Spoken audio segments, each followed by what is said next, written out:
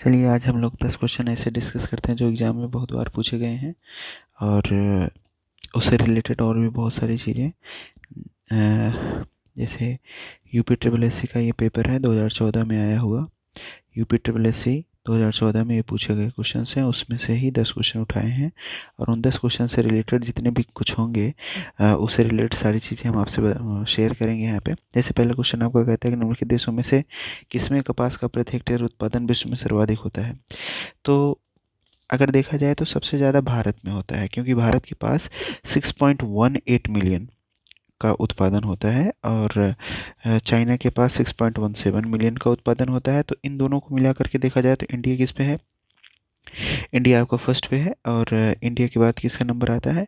तो इंडिया के बाद अगर नंबर आएगा तो वो चाइना का आएगा। फिर चाइना के बाद किसका नंबर आएगा? तो चाइना के बाद जो है यूएसए का नंबर आता है और यूएसए के बाद जो है आपका नंबर आता है ये पाकिस्तान का। ठीक है, तो ऑप्शन के अकॉर्डिंग हम किसको टिक मारेंगे? तो हमारा ऑप्शन हो जाएगा पाकिस्तान। ठीक है, तो चलिए नेक्स्ट क्वेश्चन पे बढ़ते हैं।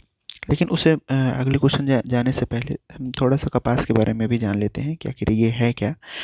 तो कपास जो है ये मालवेसी कुल का पौधा है। ठीक है, तो मालवेसी कुल का पौधा है ये। और भारत में सबसे ज़्यादा उत्पादन कहाँ पे होता है? प्रति हेक्टेयर की बात कर लें तो सबसे ज़्यादा जो उत्पादन होता है वो गुजरात में होता है। और कपास के लिए आवश्यक जो है मिट्टी कौन सी चाहिए? तो जिसको काली मिट्टी कहते हैं और इसे रेगुर के नाम से भी जाना जाता है। तो ठीक है, तो रेगुर हो चाहे काली मिट्टी हो, इसमें सर्वाधिक उत्पादन किसका होता है? तो कपास का होता है।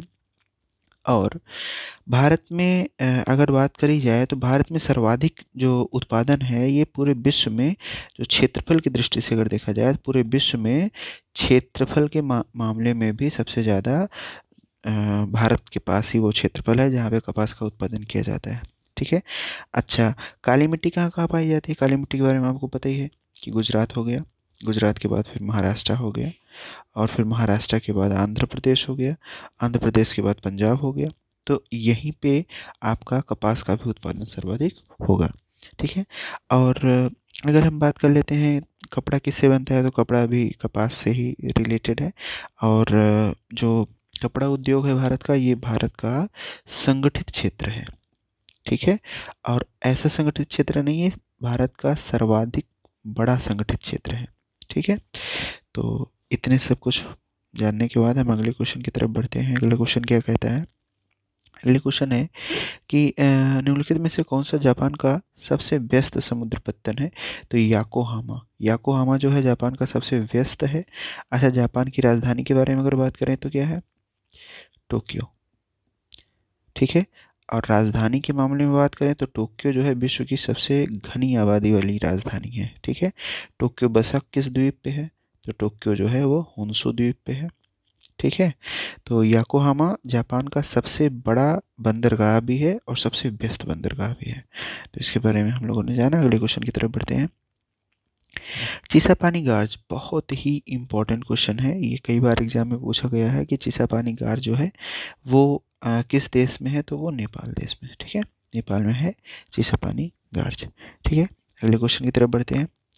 अगला क्वेश्चन कहता है कि वर्ष 2019-20 में संघीय सरकार के कर आगम साधनों में सबसे बड़ा स्रोत क्या था?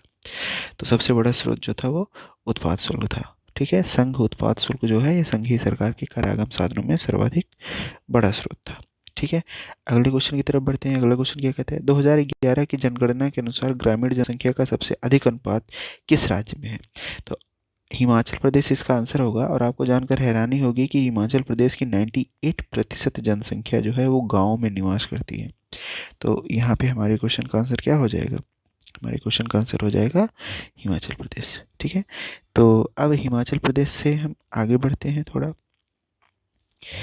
कि निम्नलिखित में से किस द्वीप समूह को सीप द्वीप कहा जाता है? तो आयरलैंड का नाम आपने सुना होगा। तो आयरलैंड के नॉर्थ कोस्ट पे, नॉर्थ कोस्ट पे वेलिंगटन द्वीप है और इसी वेलिंगटन द्वीप को ही श्रीप सीप द्वीप के नाम से भी जाना जाता है। ठीक है, और अगले क्वेश्चन की तरफ अगर हम बढ़ें तो अगला क्वेश्चन क्या कहता है कि नगरीकरण के कारणों के संबंध में निम्नलिखित पर विचार कीजिए। तो पहला कथन क्या है कि ग्रामीण से शहरी क्षेत्रों को उच्च दर से पलायन। दूसरा कथन है नगरों में शैक्षणिक संस्थाओं की बढ़ती जनसंख्या। और तीसरा है कि ग्रामीण क्षेत्रों में रहन सहन का ऊंचा स्तर। तो अगर हम बात करते हैं कि ग्रामीण क्षेत्रों में रहन सहन का अगर ऊंचा स्तर हो तो जनसंख्या का पलायन आखिर क्यों हो? तो जनसंख्या का पलायन ही ना हो। ठीक है, तो इसका मतलब थर्ड ऑप्शन जो है ये गलत हो जाएगा। और थर्ड ऑप्शन किस में है एलिमिनेशन मेथड से? सी नहीं हो सकता, बी नहीं हो सकता, डी नहीं हो सकता। तो बचा कौन सा हमारा? एक और दो। और अब देखते हैं ग्रामीण से शहरी क्षेत्रों को उच्च दर में पलायन। तो सही बात है कि गांव से लोग जाते हैं शहर में, और शहर में पलायन इसीलिए करते हैं ताकि उनके जीवन यापन का खर्च चल सके। ठीक है, और इसी तरीके से दूसरे ऑप्शन की बात करें कि नगरों में शैक्षणिक संस्थाओं की बढ़ती संख्या। हाँ, ये भी एक बहुत बड़ा कारण है कि लोग शिक्षा ग्रहण करने के लिए गांव को छोड़ करके नगरों में जाते हैं, शहरों में जाते हैं। क्यों?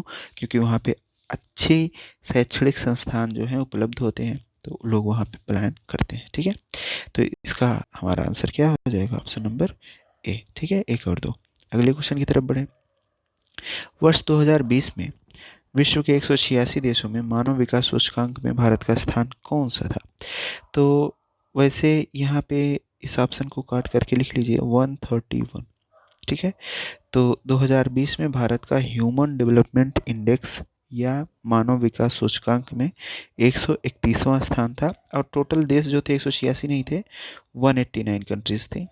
तो 189 देशों में 131वां है मानव विकास सूचकांक में भारत का स्थान। ठीक है, तो अगले क्वेश्चन की तरफ बढ़ते हैं। भारत हैवी इलेक्ट्रिकल्स लिमिटेड, जिसको भेल भी कहा जाता है, भेल ने अगस्त 8 2015 को एक तापीय विद्युत स्टेशन का शुभारंभ किया है।